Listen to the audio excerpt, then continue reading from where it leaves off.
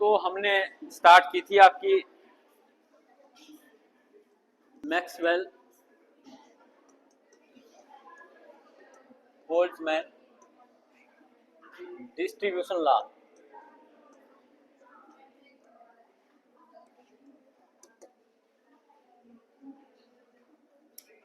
Maxwell Boltzmann distribution law, या इसको हम सिंपली एमबी डिस्ट्रीब्यूशन लॉ भी बोल देते हैं।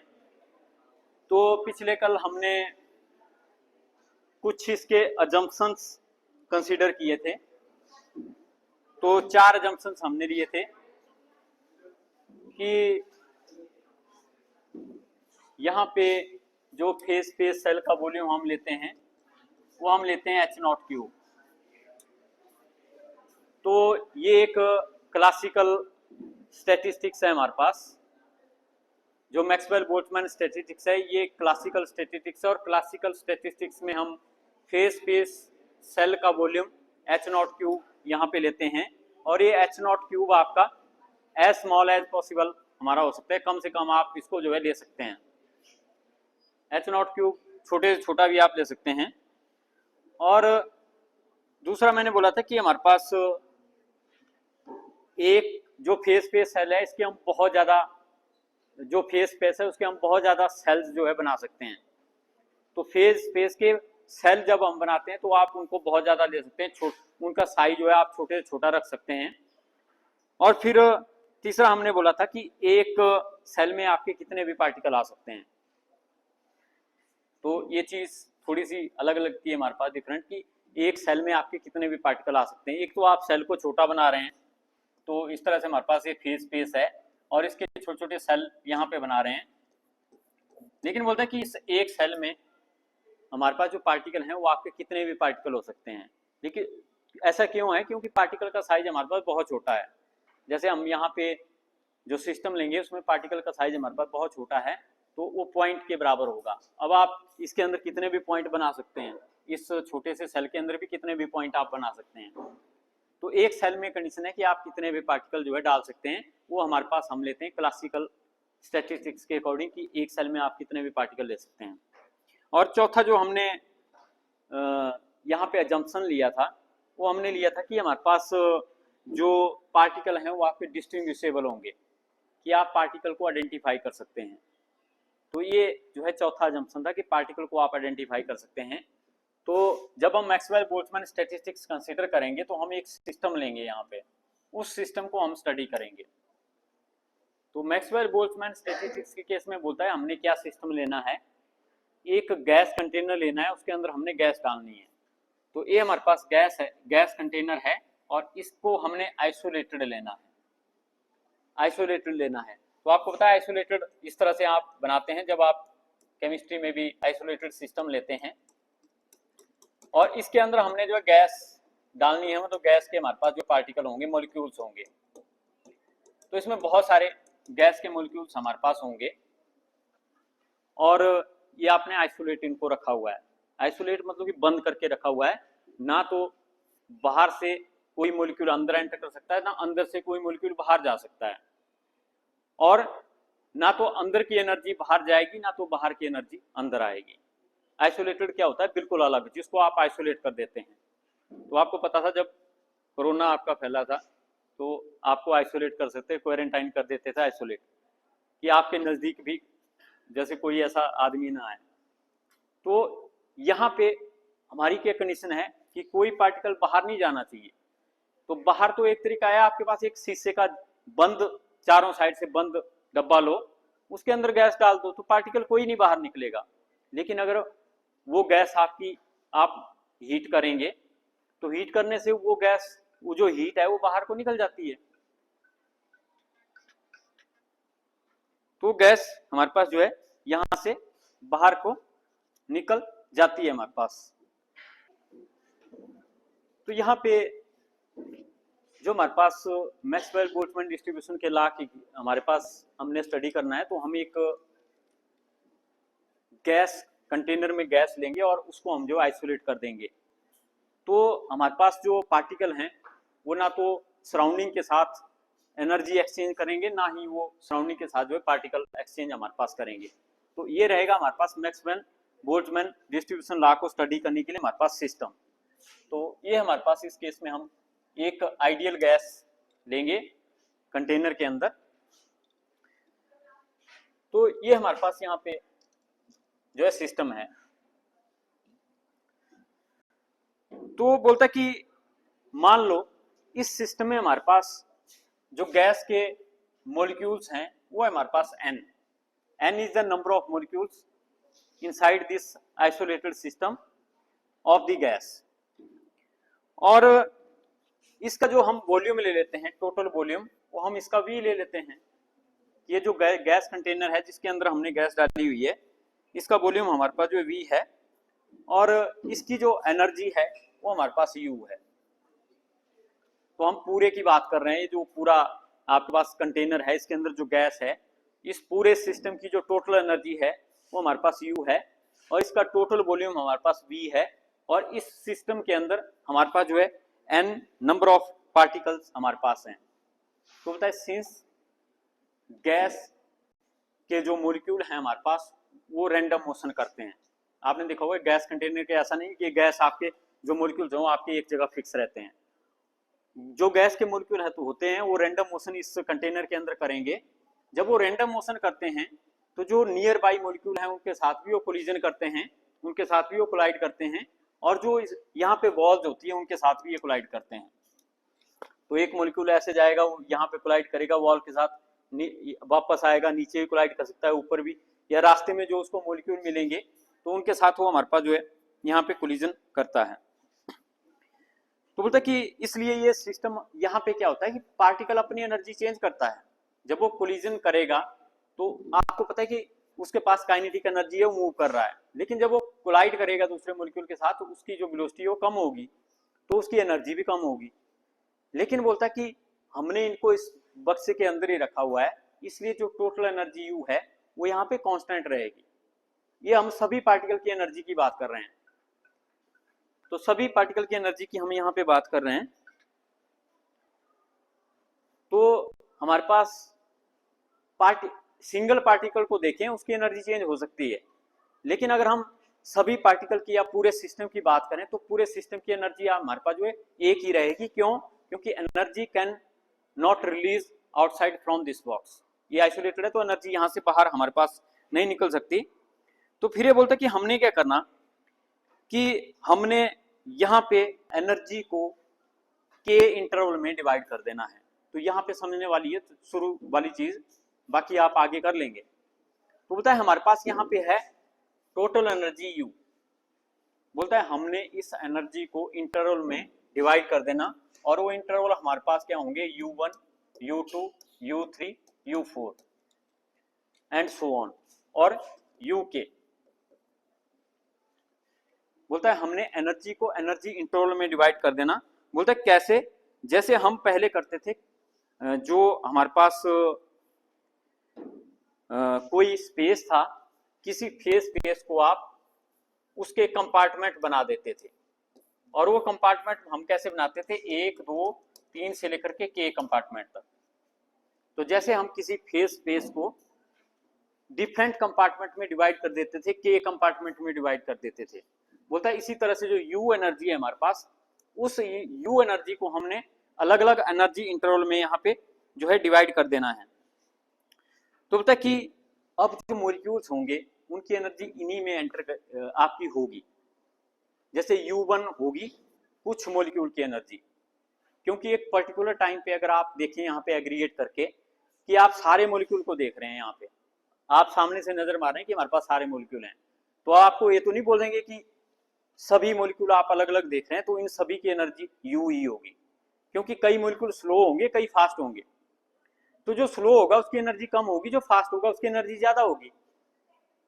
तो अगर आप इंडिविजुअली यहाँ पे बाहर से देखेंगे तो आपको सब मॉलिक्यूल की एनर्जी अलग अलग आएगी, कईयों की U1 होगी, कईयों की U2 होगी, कईयों की U3 होगी। लेकिन अगर आप टोटल एनर्जी की बात करेंगे तो टोटल एनर्जी पूरे सिस्टम की U हमारे पास है। अब सभी की अलग अलग होंगी तो हम क्या बोलेंगे, कुछ मॉलिक्यूल होंगे उनकी एनर्जी U1 हो सकती है, कुछ मॉलिक्यूल होंगे उनकी एनर्जी U2 हो सकती है, कुछ मॉलिक्यूल होंगे उनकी एनर्जी U3 हो सकती है। जैसे मैं यहाँ पे बात करूं कि आपके फर्स्ट ईयर में मार्क्स सभी के अलग अलग हैं, लेकिन अगर एग्रीगेट बोलूँ तो मैं बोलूँगा कि इतनी परसेंटेज एग्रीगेट सभी की बनी। तो मैं अलग अलग अगर मॉलिक्यूल की बात करता हूँ तो मैं बोलूँगा कुछ मॉलिक्यूल होंगे उनकी एनर्जी U1 होगी, कुछ मॉलिक्यूल होंगे उनकी एनर्जी U2 होगी, और कुछ होंगे उनकी एनर्जी UK होगी। तो इसलिए हमने क्या किया, एक एनर्जी के इंटरवल बना दिए कि इस एनर्जी में ये मॉलिक्यूल आपके लाई करते हैं, उन मॉलिक्यूल की U1 एनर्जी होती है, कुछ मॉलिक्यूल की U2 होती है, कुछ मॉलिक्यूल की U3 होती है। तो जैसे अगर आपको याद होगा, आपने जो प्रैक्टिकल किया, जो थ्योरी ऑफ प्रोबेबिलिटी वाला, आपने वहां पे भी ऐसे ही बोला था कि जो आपके पास हेड हेड वाले हैं, वो जब आपने 10 कॉइन टॉस किए तो आप में उनमें 10 कॉइन में 5 में आपका हेड आया, 5 में टेल आया, तो वो कॉम्बिनेशन आपके बने 25। आपने ऐसे बोल दिया था कि हेड हेड वाले कॉम्बिनेशन 25 हैं। वैसे हम यहाँ पे भी बोलेंगे कि जो मॉलिक्यूल जिनकी एनर्जी U1 है वो कुछ होंगे, कुछ नंबर होंगे, क्योंकि इसमें टोटल मॉलिक्यूल हैं n। तो बोलता है कि मान लो इसमें N1 मॉलिक्यूल ऐसे हैं जिनकी एनर्जी U1 है, और हमारे पास N2 मॉलिक्यूल ऐसे हैं जिनकी एनर्जी U2 है, और N3 मॉलिक्यूल ऐसे हैं जिनकी एनर्जी U3 है, और हमारे पास Nk मॉलिक्यूल ऐसे हैं जिनकी एनर्जी UK है। तो हमने सारे मॉलिक्यूल की कैटेगरी बना ली है कि कुछ मॉलिक्यूल हैं जिनकी एनर्जी U1 है, मतलब हमने सारे मॉलिक्यूल कंसीडर कर लिए और उनकी एनर्जी को भी बता दिया। तो ये चीज हम यहाँ पे कर रहे हैं, हम इस एनर्जी U को डिफरेंट एनर्जी इंटरवल में बांट रहे हैं। मतलब हम बोल रहे हैं कि कुछ मॉलिक्यूल हैं उनकी एनर्जी U1 है, कुछ मॉलिक्यूल हैं उनकी एनर्जी U2 है, कुछ मॉलिक्यूल हैं उनकी एनर्जी U3 है, एंड सो ऑन। तो हमने इस तरह से मॉलिक्यूल की कैटेगरी बना दी कि U1 एनर्जी वाले इतने हैं, U2 एनर्जी वाले इतने हैं। तो इस तरह से हमने यहाँ पे इस चीज को बोला। तो होता है, इसलिए अब अगर हम टोटल एनर्जी की बात करते हैं कि अब जो टोटल एनर्जी होगी हमारे पास सिस्टम की, वो टोटल एनर्जी हम किस तरह से लिखेंगे, हम बोलेंगे कि U will be equal to N1 U1 plus N2 U2 plus N3 U3 plus dash dash Nk UK। मतलब एक मॉलिक्यूल है उसकी एनर्जी अगर U1 है तो N1 की कितनी होगी, N1 इंटू U1।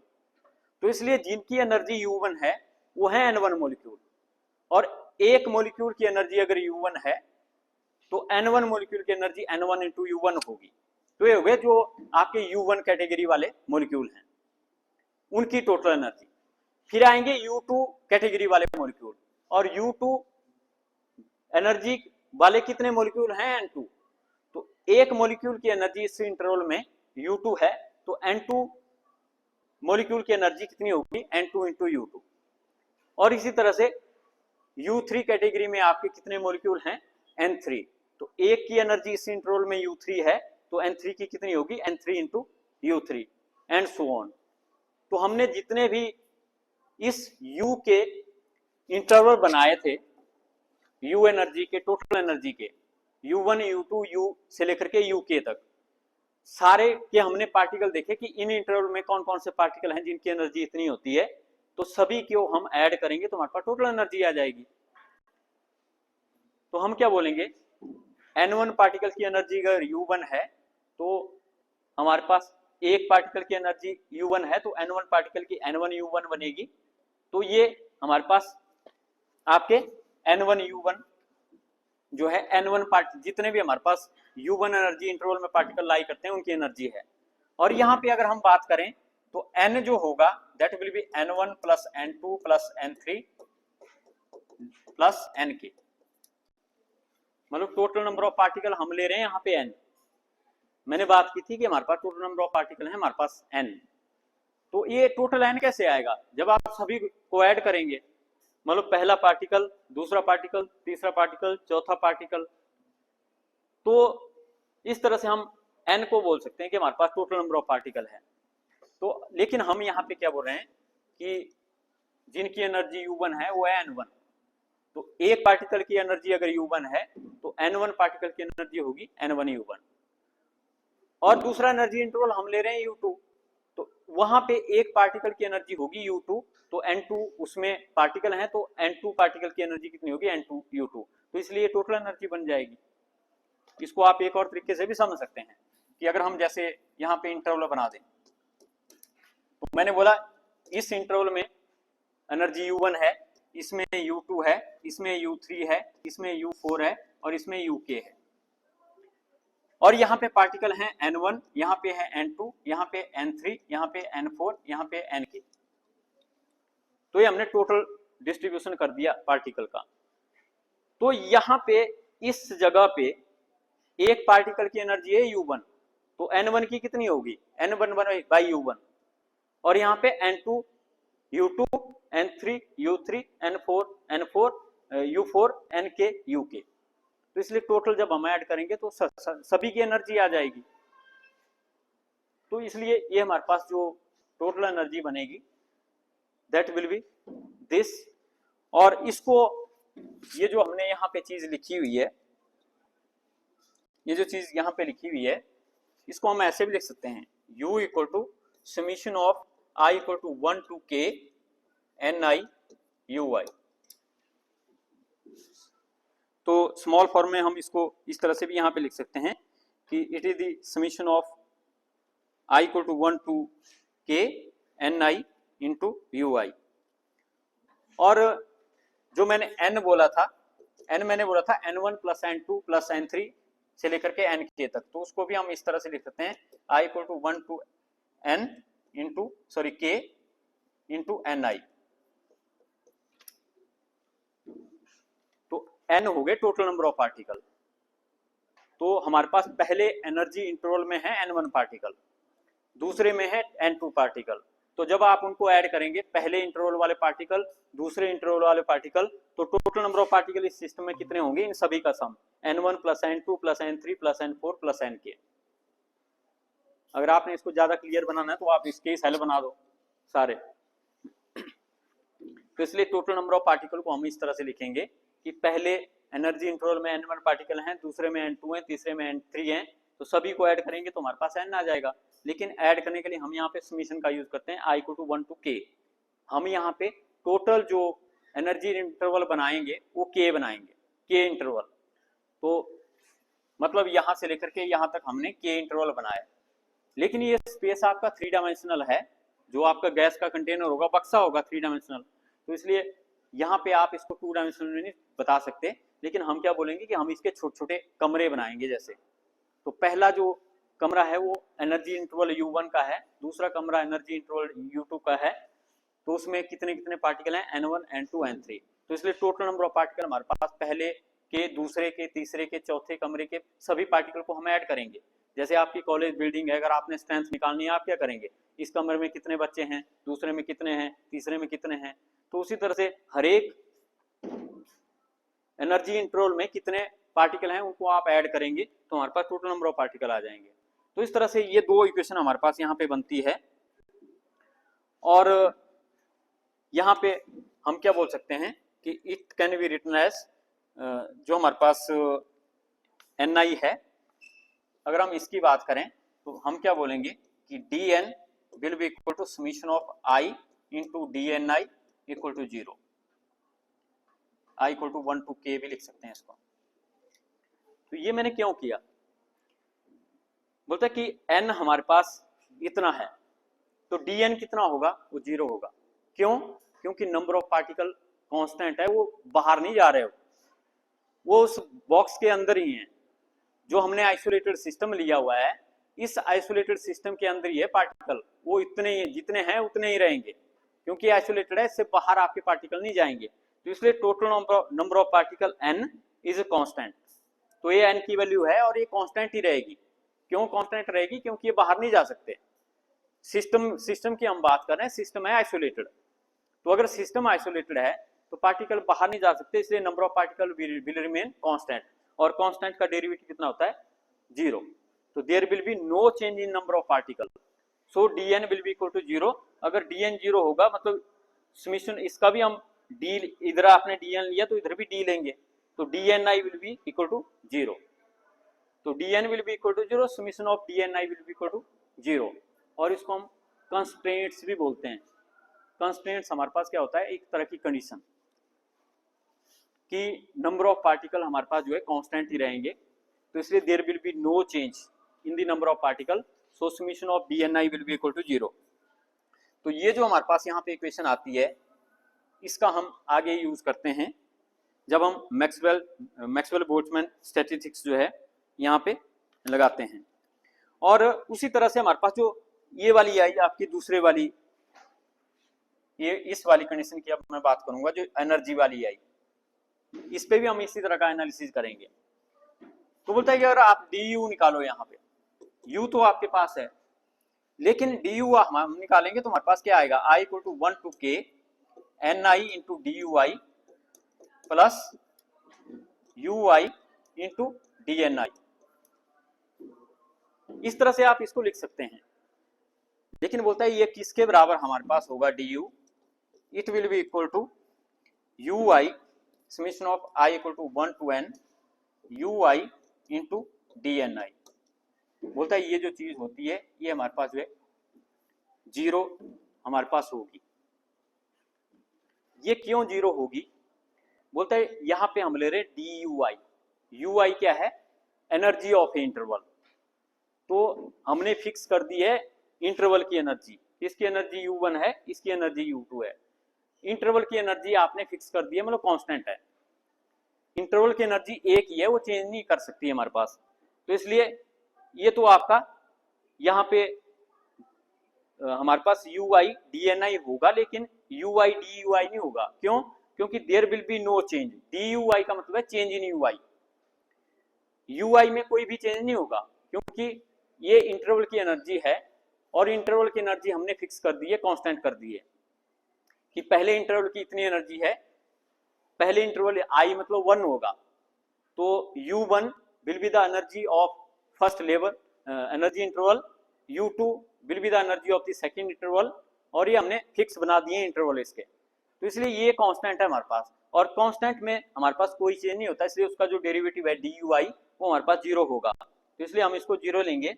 लेकिन ये जो यू आई डी एन है ये हमारे पास नॉन जीरो आएगा। क्यों नॉन जीरो आएगा, क्योंकि जो हमारे पास सिस्टम है वो पूरा बक्सा है, और इसमें जो पार्टिकल हैं वो आपके मूव कर रहे हैं, वो एक एनर्जी इंटरवल से निकल के दूसरे में भी जा रहे हैं। क्यों, क्योंकि मैंने बोला कि ये थोड़ी देर के लिए स्टॉप होता है, फिर वो किसी के साथ कोलाइड करके वापस आता है, तो उसकी एनर्जी बढ़ जाती है, मतलब वो एक एनर्जी लेवल को छोड़ देता है, वो दूसरी एनर्जी लेवल में चला जाता है, उसकी एनर्जी चेंज होती है, तो एनर्जी चेंज होगी मतलब उसका एनर्जी इंटरवल चेंज हो गया। तो इसलिए हमारे पास हम क्या बोलेंगे कि एक एनर्जी लेवल में पार्टिकल चेंज भी हो सकते हैं, कम भी हो सकते हैं, ज्यादा भी हो सकते हैं। तो इसलिए there will be change in number of particle in some interval. D N I का मतलब है कि किसी इंटरवल में हमारे पास नंबर ऑफ पार्टिकल वो फिक्स नहीं रहेंगे, वो आपके चेंज हो सकते हैं, क्योंकि ये डायनेमिक सिस्टम है और जो मॉलिक्यूल हैं वो रैंडमली आपके जो है इस सिस्टम के अंदर मूव करते हैं। तो इसलिए डीएनआई में हमारे पास कोई चेंज नहीं चेंज होगा, तो इसलिए देयर विल बी चेंज, मतलब चेंज इन नॉन जीरो। तो इसमें चेंज है हमारे पास नंबर ऑफ पार्टिकल में, लेकिन यहाँ पे कोई चेंज नहीं होगा, तो इसलिए डी यू आई हमारे पास जो 0 आएगा, तो हमारे पास ये चीज ही यहाँ पे बचती है आपकी। तो ये भी एक कंस्ट्रेंट है, ये भी हमारे पास एक कंस्ट्रेंट है कि हमारे पास जो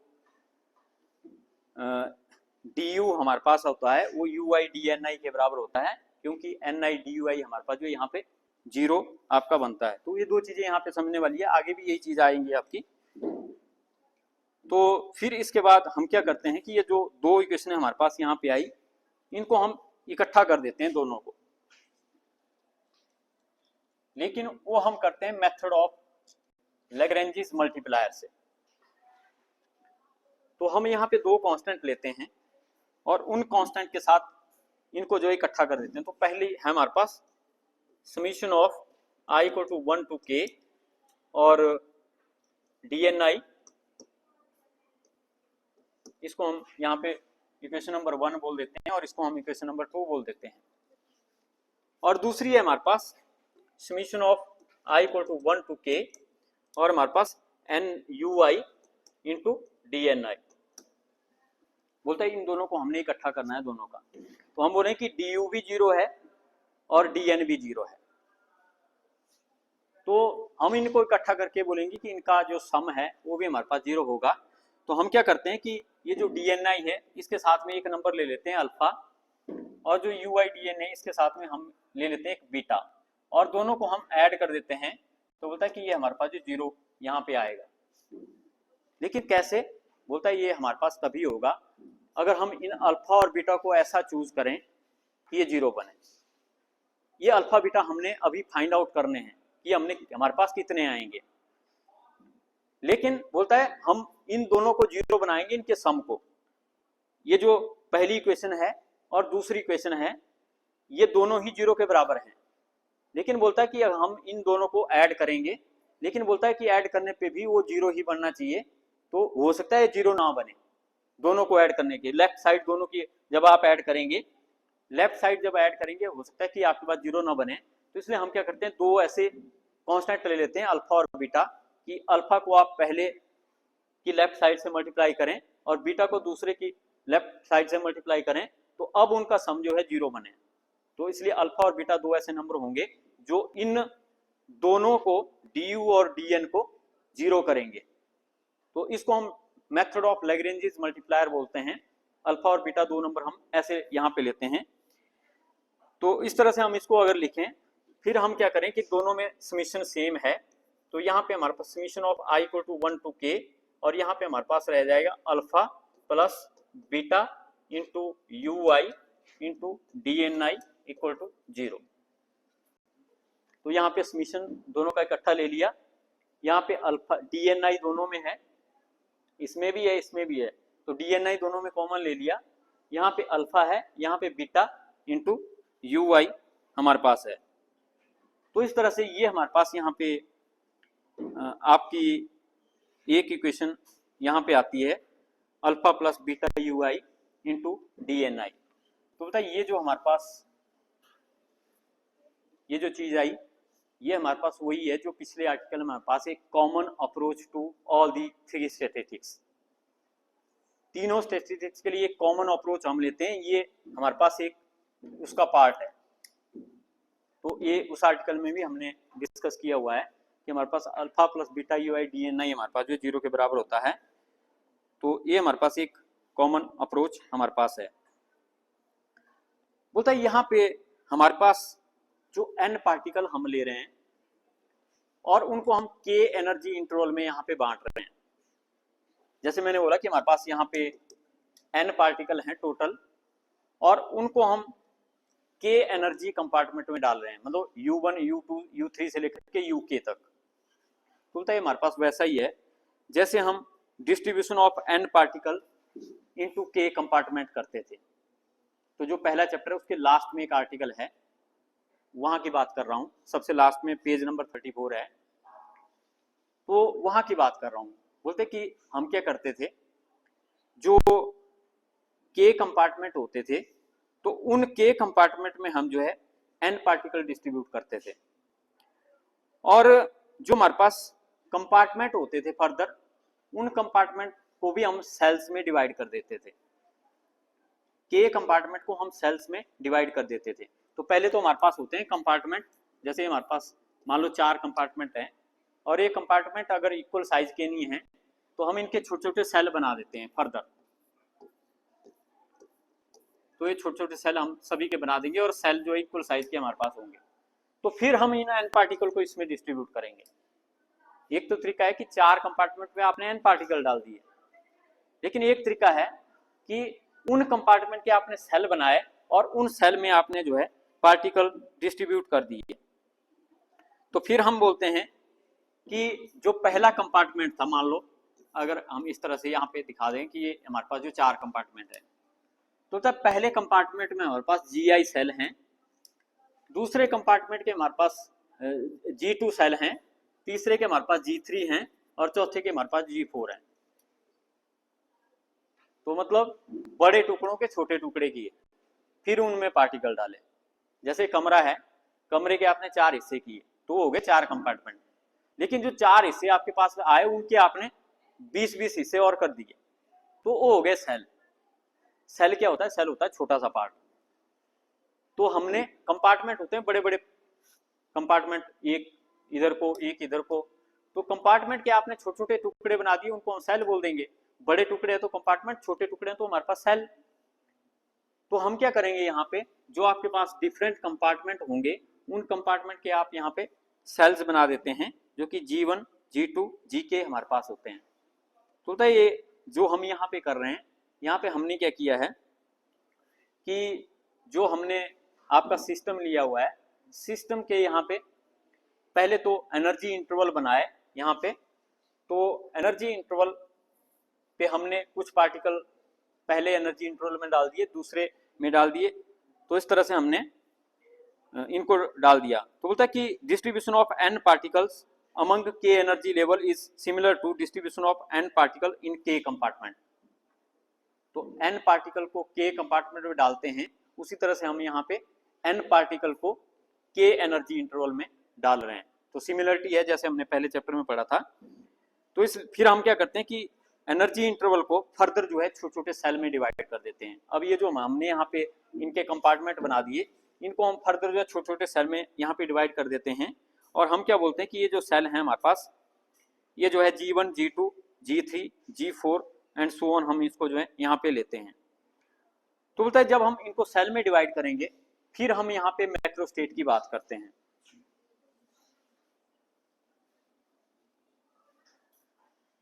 तो जो मैक्रोस्टेट होती है, मैंने कल भी यहाँ पे आपसे बात की थी कि हमारे पास N1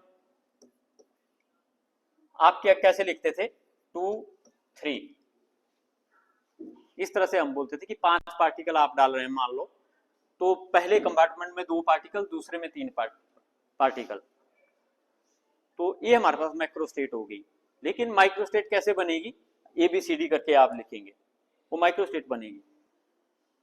तो बताइए जो 2-3 मैक्रोस्टेट है, लेकिन यहाँ पे अब पार्टिकल आपके ऐसा नहीं है अभी 2 या 3 पार्टिकल है, अब आपके पास पार्टिकल हैं n पार्टिकल है, और यहाँ पे थे कंपार्टमेंट 2, अब आपके कंपार्टमेंट है k। तो हम क्या करेंगे कि n पार्टिकल को k कंपार्टमेंट में डालेंगे, तो हमारे पास जो मैक्रोस्टेट बनेगी वो N1 N2 N3 से लेकर के Nk तक, ये होगी हमारे पास मैक्रोस्टेट। क्योंकि अब है n पार्टिकल, पहले एनर्जी इंटरवल में हमारे पास N1 पार्टिकल हैं, दूसरे में N2 हैं, तीसरे में N3 हैं, और केथ में Nk है। तो इसलिए हम क्या बोलेंगे, मैक्रोस्टेट आप क्या नाम देंगे, जैसे आप बोलते थे पहले कंपार्टमेंट में 2, दूसरे में 3, लेकिन अब पहले में N1, दूसरे में N3, तो अब हमारे पास कंपार्टमेंट ज्यादा बने, तो इसलिए मैक्रोस्टेट का जो साइज है वो भी हमारे पास यहाँ पे बढ़ गया। तो बोलता है कि जो यहाँ पे हम मैक्रोस्टेट बना रहे हैं, बोलता है इस मैक्रोस्टेट की अगर हम थर्मोडायनेमिक प्रोबेबिलिटी की बात करें, तो इस मैक्रोस्टेट की जो हमारे पास थर्मोडायनेमिक प्रोबेबिलिटी होगी वो हमारे पास होगी W of N1 N2 N3 से Nk equal to n factorial pi I equal to 1 to k GI raise power Ni divided by Ni factorial. तो बोलते हैं ये हमारे पास स्टैंडर्ड फॉर्मूला है, जो चैप्टर नंबर 1 के लास्ट आर्टिकल है, वहां से हमने लिया हुआ है। तो वहां पे हमने ये चीज डिस्कस की थी कि जब हम किसी कंपार्टमेंट के जो है सेल बनाते हैं, जब हम किसी कंपार्टमेंट के सेल बनाते हैं, तो जो सेल होते हैं वो होते हैं हमारे पास GI, और जो K है वो है हमारे पास नंबर ऑफ कंपार्टमेंट। तो हमने हर एक कंपार्टमेंट के जो है सेल बनाए हुए हैं। तो यहाँ पे ये हमारे पास कंपार्टमेंट हो गया आपके पास पहला, दूसरा, तीसरा, चौथा, पांचवा। इनके हम फर्दर जो है सेल में डिवाइड करेंगे। हम बोलेंगे कि पहले कंपार्टमेंट के जो सेल हैं वो G1 बनेंगे, दूसरे कंपार्टमेंट के G2, तीसरे के G3, चौथे के G4 और केथ के Gk। तो बोलता है उस केस में हमारे पास जो मैक्रोस्टेट होती है सिस्टम की, वो हमारे पास होती है n factorial pi I equal to 1 to k GI raise power Ni और Ni divided by Ni factorial. तो यहाँ पे Ni हमारे पास क्या है, N1 N2 N3।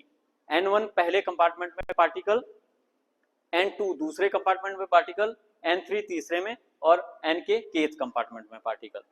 और gi हमारे पास क्या है, gi are the number of cell of the first compartment, मतलब इसमें आपने कितने सेल छोटे बनाए u1 में n1 के, और इसमें u2 के आपने कितने सेल बनाए, वो हो गया g2। u3 के आपने कितने छोटे सेल बनाए, वो हो गया g3। और u4 के आपने छोटे कितने सेल बनाए, वो हो गया g4। तो ये division of phase space into compartment and division of compartments into cells. तो वो हमारे पास ये आपका पहले चैप्टर में आर्टिकल है कि हमारे पास जब कंपार्टमेंट होते हैं उनको हम नाम देते हैं 1 2 3 4 से लेकर के k तक, वो होते हैं कंपार्टमेंट। लेकिन जब आप पहले कंपार्टमेंट को तोड़ते हैं छोटे छोटे डिवीजन में, होते हैं सेल, और सेल को हम लिखते हैं G1 G2 G3 G4 से। तो ये हमारे पास है कि हमारे पास जो थर्मोडायनेमिक प्रोबेबिलिटी होती है मैक्रोस्टेट की, जब हमारे पास k कंपार्टमेंट हैं और हम k कंपार्टमेंट के gi सेल बनाते हैं, तो उस केस में हमारे पास उस मैक्रोस्टेट की जो थर्मोडायनेमिक प्रोबेबिलिटी है वो हमारे पास ये आपका जो है फॉर्मूला होता है। तो ये हम वहां से उठाएंगे, क्योंकि यहाँ भी हम वही कर रहे हैं। क्या कर रहे हैं हम, हमारे पास k एनर्जी इंटरवल है, मतलब k कंपार्टमेंट है, और उन k कंपार्टमेंट के आप फर्दर जो है सेल बना रहे हैं कि n1 में हमारे पास हमने बना दिए gi सेल, n2 के हमने बना दिए g2 सेल, और n3 के हमने बना दिए g3 से, और n4 के हमने बना दिए g4, और nk के हमने बना दिए gk। तो वही चीज हम यहाँ पे बना रहे हैं। अब बारी आती है जो हमारे पास पाई सिंबल है, ये किस लिए हम यूज करते हैं, ये यूज करते हैं प्रोडक्ट के लिए। समीशन का सिंबल होता है, वो होता है एडिशन के लिए। जैसे हम क्या करते हैं a1 plus a2 plus a3 जब हम करते हैं तो हम क्या करते हैं i इक्वल टू 1 से लेकर के k तक, और इसको हम ai अगर लिखें तो इसका मतलब हुआ हमारे पास a के एडिशन। लेकिन जब हमने यहाँ पे यूज किया i equal to 1 to k ai, तो इसका मतलब क्या होगा a1 multiply by a2 multiply by a3 multiply by ak। ये सिंपल हमारे पास इसका मतलब होता है जो पाई सिंबल होता है। ये आगे भी आपका काफी आएगा आर्टिकल में। तो इस तरह से हम ai को लिखते हैं। तो यहाँ पे भी यही मतलब है कि ये जो यहाँ पे आएंगे g1 rate power n1 divided by n1 factorial multiply by g2 rate power n2 divided by n2 multiply by g3 rate power n3 divided by n3 का फैक्टोरियल। तो इस तरह से हम इसको प्रोडक्ट में लिखेंगे। लेकिन ये हमारे पास यहाँ पे थर्मोडायनेमिक प्रोबेबिलिटी होती है, और बोलता है कि हमारे पास जो थर्मोडायनेमिक प्रोबेबिलिटी है वो मोस्ट प्रोबेबल मैक्रोस्टेट की मैक्सिमम होती है। मैंने कल भी बात की थी कि जो इक्विलिब्रियम स्टेट है या मोस्ट प्रोबेबल मैक्रोस्टेट है, उसकी थर्मोडायनेमिक प्रोबेबिलिटी हमारे पास जो मैक्सिमम आपकी होती है। तो वो हम आगे उसकी बात करेंगे। लेकिन उससे पहले अब जो हमारा आपका आर्टिकल है वो यहाँ से आगे एक्चुअल में स्टार्ट हो रहा है, क्योंकि ये चीज समझना यहाँ पे ज्यादा जरूरी है आपके लिए। यहीं पे सारा कुछ है, आगे तो मैथमेटिक्स है टोटली। आगे आपका मैथ है। आगे हम क्या करेंगे, दोनों साइड का नेचुरल लॉगरिथम ले लेंगे। ये आ जाएगा ln ऑफ w, और यहाँ पे ये है a मल्टीप्लाई बाय b बटा c। तो इसका लॉग लेंगे तो ये क्या हो जाएगा log a plus log b minus log c। क्योंकि आपको पता है कि जब जो प्रोडक्ट होती है उनका लॉग लेते हैं तो log a plus log b हो जाता है। तो आगे हम वही करेंगे, और लास्ट में जाके हमारे पास जो एक्सप्रेशन आएगा उसमें हमने dln ऑफ w को 0 पुट करना है। तो उससे हमारे पास जो आपका मैक्सवेल डिस्ट्रीब्यूशन ला है वो हमारे पास आ जाएगा।